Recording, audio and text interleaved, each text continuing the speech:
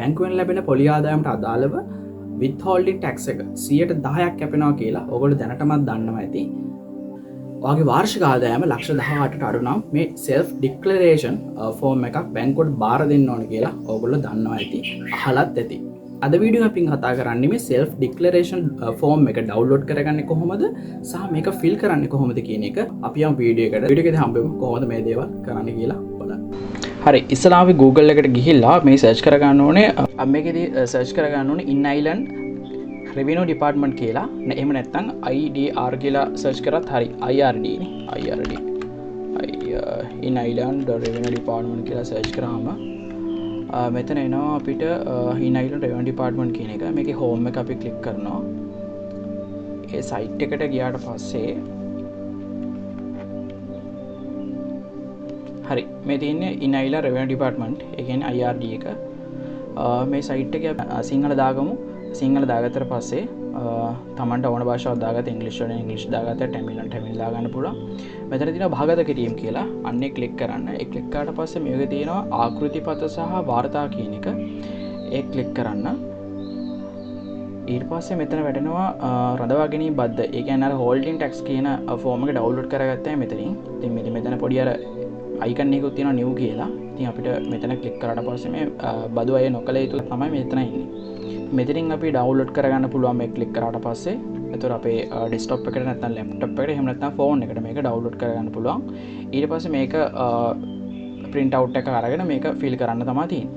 මේ තියෙන මම ඩවුන්ලෝඩ් කරගත්ත ෆෝම් එක. ඉතින් අපි මෙතන වෙත කියලා තියෙන එකේ අපි දානවා මූල්‍ය ආයතනයේ එහෙම නැත්නම් බැංකුවේ නම සහ ලිපිනය. දැන් අපි එක්සැම්පල් එකක් ගන්නවා commercial bank මහරගම කියලා.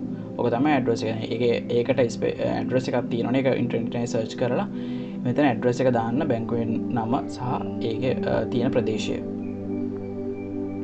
ඊට පස්සේ අපි ඊළඟට කතා කරනවා මේකේ බදුවන් මෙතන ගිණුම් මංකය. ඒ කියන්නේ ගිණුම් මංකය කියලා දාන්නේ බැංක් account එකේ නම්බර් එක. ඊට පස්සේ තක්සේරු වර්ෂය දාන්නේ මෙතන 2025 අප්‍රේල් 1 සිට 2026 මාර්තු 31 දක්වායි. මෙතන 25යි 26 තමයි මෙතන එන්නේ.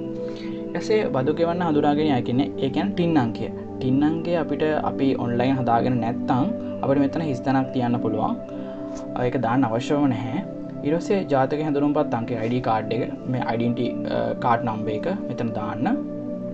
මෙතන අපේ ඇඩ්‍රස් එක දානවා. හි පදිංචි අපේ දැන් අපි මේක බැංක් account එකේ අයිතිකාරයාගේ සම්පූර්ණ නම. දැන් මේක අපි ලියනවා නම් අපේ සම්පූර්ණ නම දානවා මෙතන. වන මම කියලා දාලා ඊට පස්සේ මේකේ දෙවෙනි එකට යනවා. මේ බාල වයස්කාර සම්පූර්ණ දරුවාගේ නම. ඒ කියන්නේ අර අවුරුදු 18ට අඩු ළමයෙක් ඉන්නවා නම් එයාගේ දෙමව්පියන් බාර යටතේ ඉන්නේ. එතකොට එයාට අම්මා තාත්තට මේක ෆිල් කරන්න පුළුවන්.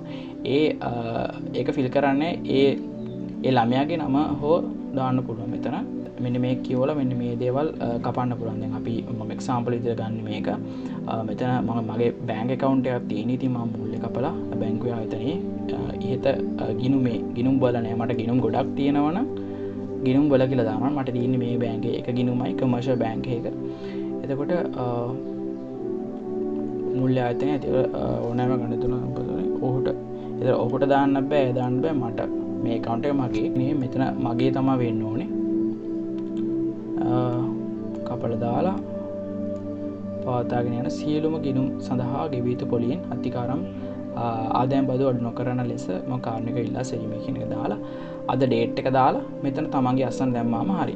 මේක ඉතින් මේක ෆිල් කරලා ඔයගොල්ලන්ට බැංකුවට ගිහින් දෙන්න පුළුවන්.